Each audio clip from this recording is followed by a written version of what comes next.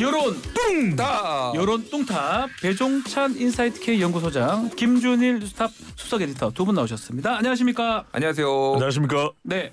좋은 일 있는 겁니까?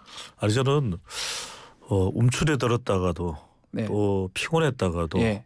짜증났다가도 YTN 박지훈의 뉴스킹만 오면 네. 해맑게 웃게 돼요. 저도 배종찬 소장님 또 네. 우리 김준일 에디터 두 분 오시면 기분이 좋아집니다. 네. 네. 어제 우리 또 KBS에서 똑같이 그런 얘기를 했다고. PD님도 예. 지훈 PD님이잖아요. 네. 서지훈 PD. 네. 아니, 아, 배 소장님, 예. 김기현 후보가 당선돼서 이렇게 좋으신 거 아닙니까? 알겠습니다. 저는 같은 김이지만 김준일 대표님을 만나서 좋은 거예요. 자, 바로 얘기하죠. 전당대회 얘기. 자, 김기현 의원 52.9%로 뭐 결선 없이 당대표로 선출이 됐고요. 최고위원도 김재원, 뭐 김병민, 조수진, 태영호, 또 장해찬 이 5명이 선출이 됐는 6명이 선출이 됐는데 총평 한번 들어볼까요? 신받다. 무슨 말이죠? 윤신받다. 아하. 네. 예, 신받다. 윤심이죠. 윤심받다. 그러니까 예. 우리 시간을 통해서 계속 말씀드렸습니다만 이번 국민의힘 전당대회는 윤석열 대통령 단일 대우가 만들어지는 성격이 아주 강했다. 네. 옳고 그름의 문제가 아니었던 거죠. 그러니까 진영 간 대결 구도 속에서 이 구도를 더 굳어지게 만든 것이 검찰의 이재명 대표 영장 청구였고 그 이후에 뭐 윤석열 대통령 악재 없었나요? 악재가 있어도 악재가 별로 크게 영향을 미치지 않고 김기현 후보 악재 없었나요? 김기현 대표는 악재 없었나요? 땅땅땅. 네. 이것도 악재임에도 불구하고 별 영향 못 미치잖아요. 그러니까 네. 처음부터 끝까지 신받다. 윤심 맞다. 예, 이거죠. 전당대회였다. 윤심 전당대회였다. 이렇게 평가를 해주셨습니다. 김준일 에디터님. 여기에 더해서 네. 조직의 힘, 뭐 이렇게 얘기를 해야 될 것 같아요. 네. 그러니까 당원들이 이번에 55.1%로 전당대 당대표 전당대 기준으로는 역대 최고였죠. 최고였고 이를테면은 나올 사람이 다 나왔다고 본다라면은 이들을 투표장에 끌어들인 거는 이거 자체 흥행도 있었지만은 정말로 각 진영에서 우리 편 찾아서 바닥까지 긁었다 이런 네. 얘기를 얘기를 저도 많이 들었어요. 근데 이제 제가 다른 방송에서도 얘기를 했는데 국민의힘 대선 경선 후보를 뽑을 때 그때가 투표율이 64%인가 그랬습니다. 그러니까 그때는 여론조사랑 당원 투표랑 같이 합산해서 나왔는데 그렇죠. 당원 투표 때 투표율이 64%니까 굉장히 높았거든요.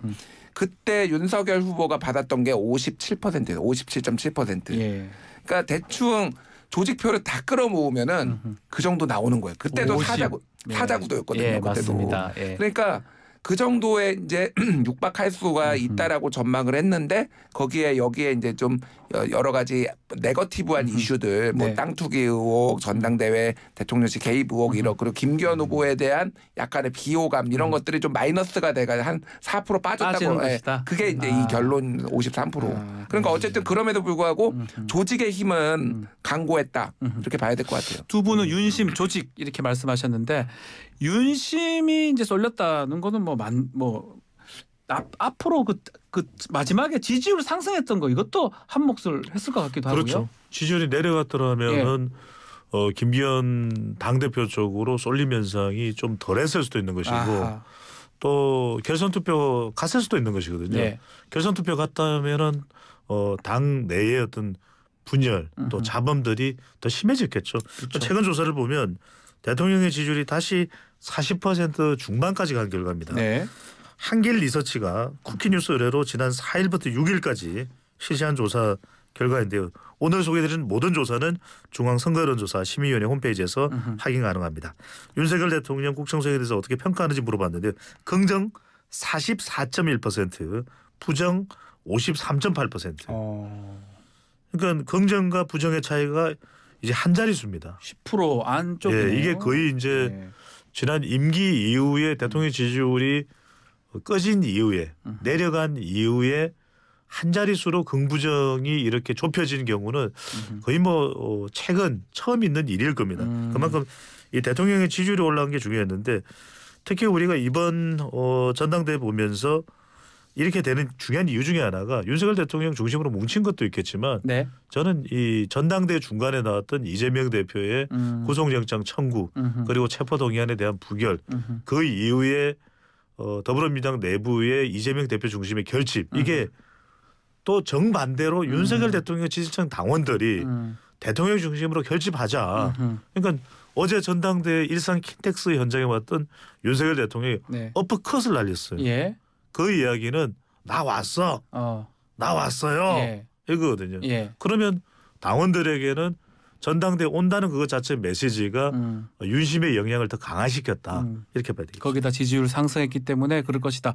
자, 그러면 이제 우리 천하용인 이른바 이준석계라고 알려진 분들 뭐 한 명도 지도부에 입성하지 못했어요. 그 부분도 한번 짚어주셔야 될 것 같고 민영삼 후보 같은 경우는 다수 여론조사에서 거의 선두였는데 또 선출은 안 된 것 같아요. 그 부분은 어떻게 봐야 됩니까? 일단은 천하람 후보를 포함해서 이제 천하용인이 아무도 못 들어갔죠. 네. 저는 어제 이제 다른 방송에서 아무도 못 들어갈 거다라고 예측을 했어요. 그래서 네. 장성철 소장하고 내기를 해서 네. 예, 발목아지를 제가 아유, 내기를 하셨군요. 예. 예. 근데 왜 그랬냐면은 이게 확장성의 문제가 있어요. 천하람 후보가 안 되는 거는 뭐 사실 기정사실이었고 당연히 그럼에도 불구하고 이게 20% 이상까지 올라가려면은 반윤만으로는 안 됐다라는 거예요. 그런데 여기 이거의 지금까지 흐름을 보면은 우리가 천하람을 얘기하면서 항상 이준석을 얘기하잖아요. 그렇죠. 그러니까 천하람, 이게 이준석. 천하람은 본인의 의도하지 않게 이준석 아바타라는 이미지가 씌워진 거고 캠페인도 전체적으로 흐름을 보면은 이준석이 원하는 대로 끌려갔다라고 네. 봐야 될 것 같아요. 저는 초반에 윤핵관에 대해서 천하람 후보가 강하게 지적을 한 거는 전선을 만드는 데는 매우 유효했다고 봅니다. 그런데 그 이후에 이를테면은 윤핵관만 때려가지고 그러면 선거를 캠페인을 한 달 동안 네. 할 수가 있을 것인가에 대해서는 회의적이었어요, 사실. 그러면 여기에 대해서 대통령의 국정 수행 이런 거를 어떻게 뒷받침할 것인가에 대해서 윤핵관은 때리더라도 네. 이 부분에 대해서 메시지가 나와야 되는데 그런 거를 안 나온 것도 있고 또 하나는 그 고비마다 이준석이 나와가지고 네. 엄석대 얘기하고 다른 뭐 얘기했다는 이런 거죠. 얘기를 했어요. 네. 그러니까 그거는 전선을 만드는 데는 좋은데 확장성이 안 되는 거예요. 그래서 이를테면은 이 허은하 김용태 같은 경우에는 교차 투표자 2표 중에 1표를 받아야 되는 거잖아요. 네. 자기네 표 말고. 예. 그런데 안철수계의 표를 흡수를 했었어야 되는데 비윤의 안철수를 왜냐면 안철수계에서는 여기에 찍음하는 사람이 없었잖아요. 지금. 최고위원 후보 최고위원 후보 얘기하는 두 표를 겁니다. 지금 예. 찍을 수가 있는데 없었다는 거죠. 그런데 결국은 이들이 안철수하고 이준석계하고 각을 너무 세우니까 이게 김용태 허은하한테 안 가고 누구한테 갔느냐. 네. 태영호한테 간 겁니다. 태영호 의원한테 갔을 것이다. 친윤 색채가 제일 덜하니까 안철수 쪽에서는 나 너무 친윤이 강한 막 이런 사람들은 예. 싫은 거야. 예. 그러니까 오히려 태영호 후보가 어부지를 어느 정도 봤다라는 거고 예. 민영삼 후보도 마찬가지예요. 예. 왜냐하면 강고하게 그 이제 유튜브 좀 열성 지지자들이 있거든요. 그런데 두 번째 표를 얻기가 조금 난망했던 첫 표는 거예요. 받을 수가 있는데 예, 예. 2표씩까지니까 두 번째 표를 못 받았을 것이다. 그러니까 여론조사는 어쨌든 한 명만 이렇게 보여주는 거지 두 개의 네. 표를 보여주는 건 아니니까. 그렇죠. 그러니까 두 번째 표를 얻는데 실패했다 이렇게 봐야 될 것 같아요. 자, 이해가 좀 네. 조금 더 말씀드릴 예. 부분은 뭐냐면 결국 이제 통계이기 때문에 데이터로 분석을 해보면은 그럴 수밖에 없다. 왜 그러냐면은 일단 이번 전당대회를 통해서 친윤이 대략 한 60% 정도. 왜냐하면 김기현 플러스 황교안을 하면 한 60% 정도가 됩니다. 그 다음에 비윤이 한 40대예요. 6대 4다. 그렇죠. 그러면 비윤석열과 친 이준석을 합하면 그 교집합이 이제 이게 교집합 현상인데 교집합이 천하람이 되겠죠. 그럼 천하람이 15예요. 그리고 안철수가 23이고. 그러니까 친 이준석 이른바 이준석 전 대표의 영향권이 이 비윤에서 나타날 수 있는 것은 전체로 봤을 때 15밖에 안 됐던 15밖에 거죠. 안 된다. 근데 그걸 네. 이제 이준석 전 대표는 계속 제가 지금 방송하는 이 자리에 우리 또 YTN 박지원 뉴스킹에 나와서 지지난주에 한 40% 정도 된다 이렇게 네. 얘기를 했는데 그건 이제 이준석 전 대표의 바람인 거죠. 바람이고. 그래서 이제 여기서 중요한 것은 제가 이제 방송에서 그런 이야기를 했지만 허나 김용태가 사실은 단일화를 하는 게 선거공학적으로 맞는 거예요. 왜? 천하람이 15기 때문에 예. 천하람이 15를 다 가져오지는 못하더라도 허나 김용태 두 사람이 단일화를 했으면 한 13 정도는 가져올 수 있어요. 그것도 세컨표 중에 그걸 좀 받는 그렇죠. 사람이 생겼을 거라는 첫 거죠. 번째 표에서 허나 김용태가 단일화를 했다면 하면 13을 가져오면은 4명이 들어가는 거예요. 아하. 그러니까 이게 단일화를 안 하니까 천하람의 표마저도 첫 번째 투표에서 분산이 되고 두 번째 표는 거의 못 가져오는 거죠. 그런데 그런 반면에 태영호의 경우에는 두 번째 표는 테마표거든요. 그러니까 이제 첫 번째 내가 선호하는 후보를 투표한 다음에 두 번째는 청년이든 네. 여성이든 대북이든 이렇게 간단 말이에요. 그러니까 태영호 이 후보의 경우 태영호 의원의 경우에는 안보 대북표를 가져온 거예요. 그리고 투표가 있었던 4, 5, 6, 7 날에 이 대통령의 이 대일 변상안 변제안이 발표되면서 북지령이다. 근데 이게 이제 상당히 여론상으로 나쁠 수 있어요. 중도까지 포함하면 전반적으로. 그런데 당원들은 집중을 했어요. 이때 빅데이터 상에 주목도가 올라갑니다. 네. 그런 상황인데 민영삼 후보가 안 된 이유는 두 가지로 봐야 돼요. 국민 여론조사까지 포함됐더라면 됐을 텐데 첫 번째는 거의 세컨표로 받기 힘들었거든요. 왜? 당 조직표가 거의 없잖아요. 조직이 그냥 중요하다. 유명 유튜브일 뿐이잖아요. 그다음에 두 번째로는 비호감. 민영삼 후보가 국민 여론조사에서 지지율이 높았던 건 한 표만 선택하니까 그러면 이제 8명 중에서 한 명이니까 상당히 첫 번째 선택은 네. 상당히 높을 수가 있는데 이게 비호감도 높아요. 민영삼 유튜브 같은 경우 유튜브의 특징이 호감도 꽤 있지만 비호감도 상당히 높다는 거죠. 알겠습니다. 분석을 잘 해주셨는데 마지막으로 이 후보들 안철수, 한교안, 천하람 이 세 사람의 정치적 득실 한번 얘기를 하고 네. 전당대회는 마무리를 해야 될 것 같습니다. 일단 황교안 후보부터 얘기를 네. 할게요. 이번에 신 스틸러로 상당히 주목을 받았죠. 계속 사퇴하십시오라고 그렇죠. 얘기를 네. 하고 굉장히 어떤 강단 있는 모습. 그런데 이제 중요한 거는 이게 황교안 후보가 이를테면은 큰 정치를 하실 분이잖아요. 대통령 권한대행의 총리의 법무장관에 안 해본 게 없어요. 그렇죠. 예. 그러면은 그 큰 정치를 할 수 있는 밑바탕을 깔았느냐. 어제 황교안 TV에서 부정선거 또 얘기 나오고 있더라고요. 부정선거를 또 다시 또 얘기했습니까? 유튜브에서 부정선거 얘기가 또 나오고 물론 지지자들이 이제 황교안 후보가 직접 얘기한 건 아니고 지지자들이 나와가지고 이게 갑자기 실시간으로 이렇게 수치가 올라가는 게 맞습니까? 막 황교안 후보가 이번 그 경선에서 제일 잘했던 게 부정선거 얘기 안 한 거였거든요. 한 번도 안 했어요. 그런데 다시 도로 이제 그쪽으로 회귀를 하면은 8%에서 벗어날 수가 없다. 아하. 그러니까 이거를 이제 어떤 식으로 이 선을 긋고 좀 갈지에 대해서 이제 고민이 필요한 건 이제 존재감 완전히 다 죽었다라고 생각한 황교안이 살아 돌아온 거는 오케이. 예. 자, 천하람은 이준석 아바타를 벗어나야 됩니다. 네. 이준석하고 뭐가 다른 거냐? 조금 순한 이준석이야? 네. 뭐 이렇게 사람들이 얘기를 하고 이준석은 이준석의 욕심이 있고 천하람은 천하람의 욕심이 있어야 돼요. 이준석은 가두리 양식장처럼 뭐 이거 제가 이준석을 비판하고 그런 게 아니라 원래 정치인은 그런 거죠. 그러니까 본인의 세력 자장 안에 이 천하람을 두려고 하는데 정말로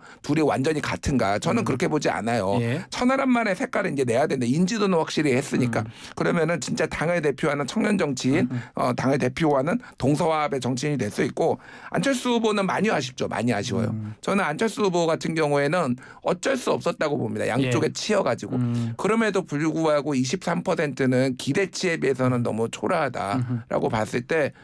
다음에 대선에는 나올 수 있는데 그러면 뽑힐 수 있을 것인가 네. 후보로 최종적으로 아하. 조금 이제는 본인의 캐릭터를 좀 바꿔야 되지 않을까. 캐릭터를 바꾸지 않는 이상 계속 이 지리멸렬함이 좀 계속될 것 같습니다.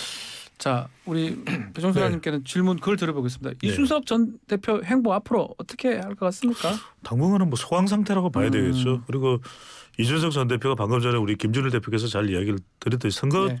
전략상으로는 천하람이 오롯이 보이도록 했어야 되는데 이준석 전 대표가 너무 노출이 됐어요. 그러니까 우리들의 일그러진 영웅의 이야기를 하든 무슨 이야기를 하든 건 천하람이 입으로 나와서 천하람 색깔로 전달이 됐어야 되는 거죠. 네.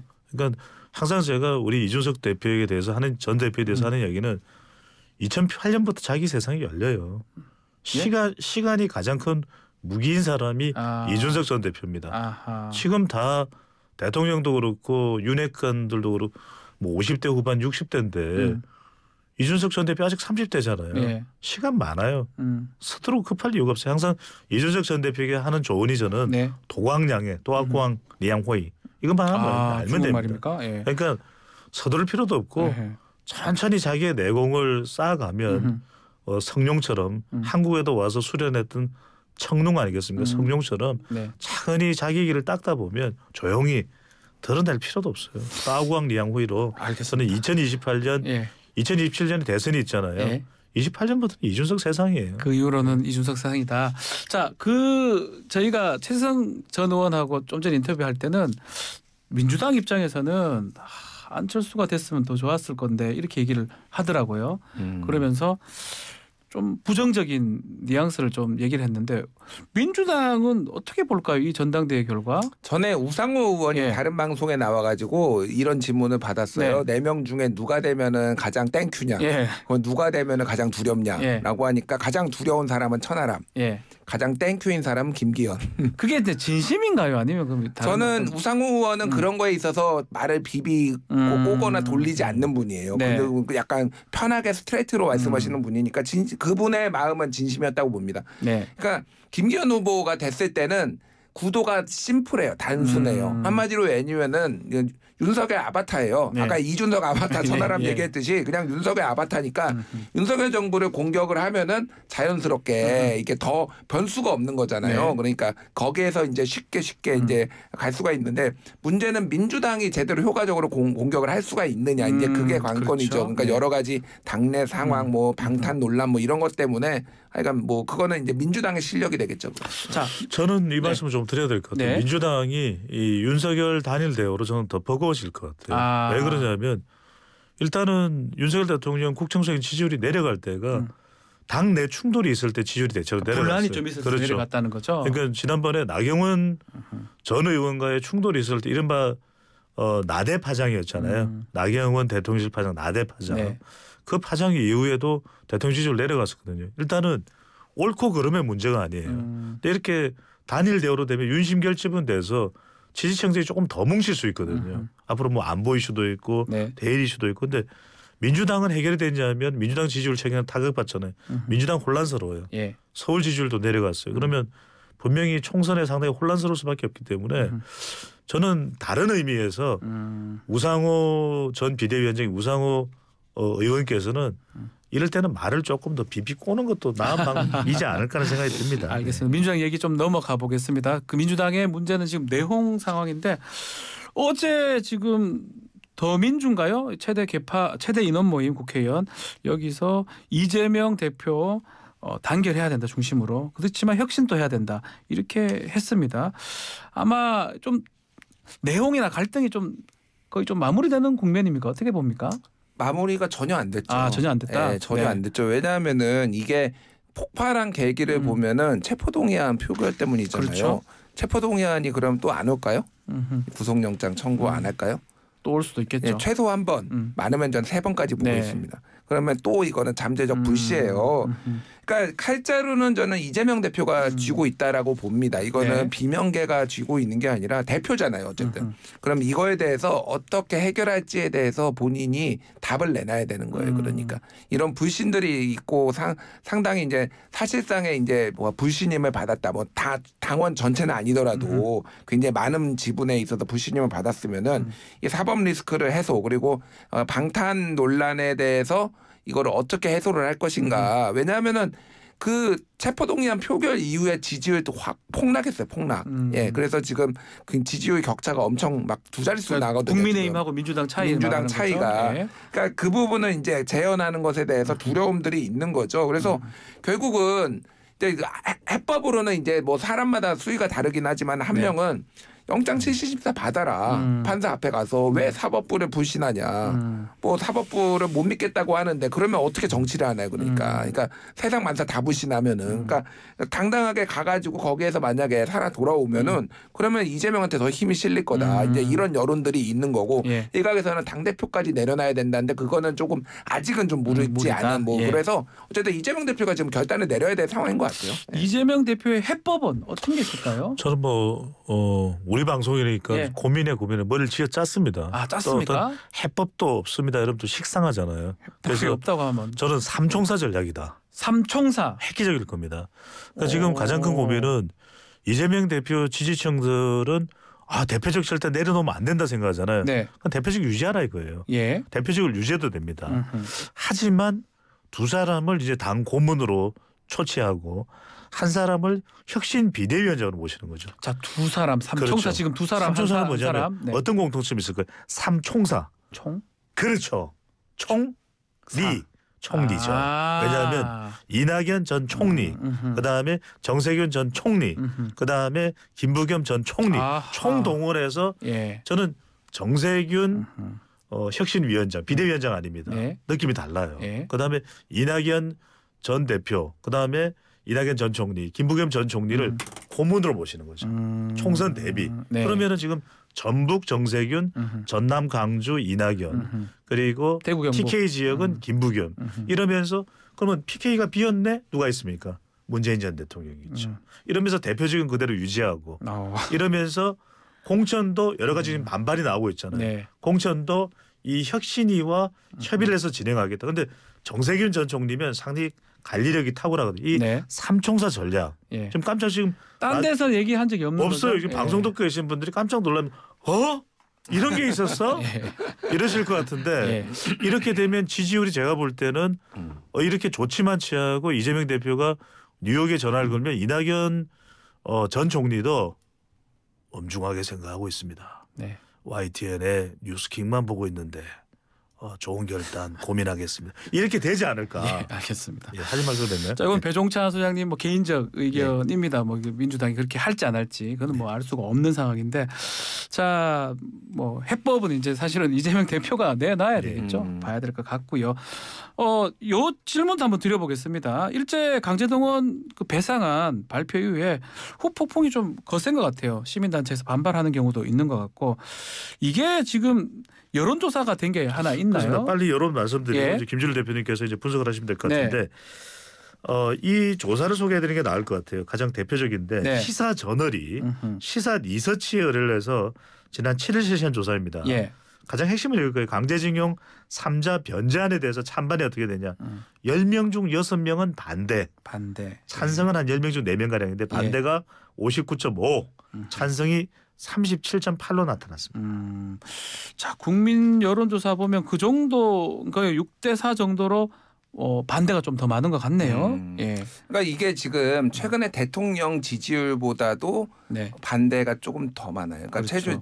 대통령 지지율 40% 넘었잖아요. 웬만한 그렇죠. 지금 예. 것 중에서. 그러니까 여론이 안 좋다라고 봐야 돼요. 요거 관련해서 네, 여론이 안 좋은데 중요한 거는 그거예요. 0대 100으로 퍼졌다. 뭐 친일파 논란까지는 뭐 안 가더라도 네. 협상력에서 완전 무능했다라는 게 지금 인식들이 있거든요. 네. 그러면은 지금 한일 정상회담 지금 3월달에 가능성이 있고 다 다음 달에 한미 정상회담 가잖아요. 네. 그러니까 이 외교의 이 무능함을 퍼주기만 하고 뭐 얻어오는 건 없는 어음만 받아오고 현찰 다 내주고 있는 이 외교의 무능함에 대해서 얼마나 내 능력을 보여주느냐. 지금 경제 현안도 되게 많거든요. 네. 그런 것들 다 끌어낼 수 있으면은 이거는 반등될 겁니다. 크게 그 최소한 이제 반반으로 이제 희석될 텐데 아니면은 이거는 정권에 두고두고 짐이 될 거예요. 이거는. 자, 짐이 된다는데 민주당에서는 뭐 아주 강하게 나왔어요. 삼전도의 굴욕이다, 뭐 그렇죠. 계모 늑약이다, 뭐 경술국치다. 네, 그런 것처럼 얘기를 하고 있는데 민주당이 이렇게 하는 거는 어떻게 봅니까? 그러니까 여기서 핵심 뭐냐면 이 대일 변제안에 대한 네. 부정적인 여론이 민주당의 지지율로 긍정 지지율로 옮겨갈까, 네. 정당 지지율에 보탬이 될까? 아닐 겁니다. 아닐 것이다. 이게 문제는 뭐냐면 이럴 때 그냥 이거 잘못됐다, 이거 뭐 경술국치다, 또 이완용이다, 삼전도의 굴욕이다 이러지 말고 제가 항상 말씀드린 게 대안이 있는 걸 대응을 했을 때 국민들은 특히 이제 중도층은 민주당에 대해서 호감을 가지거든요. 네. 그러니까 여기에 대해서 또 호감을 가지는 사람이 한 40%는 또 돼요. 네. 그래서 이럴 때 좋은 방법이 민주당에서는 다른 대안으로 양심 변제안을 내는 거죠. 일본이 인권 국가로서 양심이 있다면 이래서는 안 된다. 독일은 이렇게 하는데 우리가 볼 때 양심 변제안은 이런 거다. 이걸 탁 꺼내 놓으면 그 방안은 세 가지가 있다. 이러면 사람들이 눈이 희둥그레지는 거죠. 그러니까 우리 오늘 배종 소장님은 민주당의 해법을 지금 계속 제시를 그러니까요. 했습니다. 저는 예. 왜냐하면 안 돼 이렇게 하는 안 것보다 되고, 예. 이렇게 해야 돼 이렇게 하는 게 국민들은 더 솔깃해지는 거죠. 알겠습니다. 좀 듣고 싶긴 한데 시간이 다 됐어요. 그 부분은. 알겠습니다. 자, 여론동탑 여기까지 듣고 마무리를 하겠습니다. 김준일 배종찬 소장님 두 분 감사합니다. 감사합니다. 고맙습니다.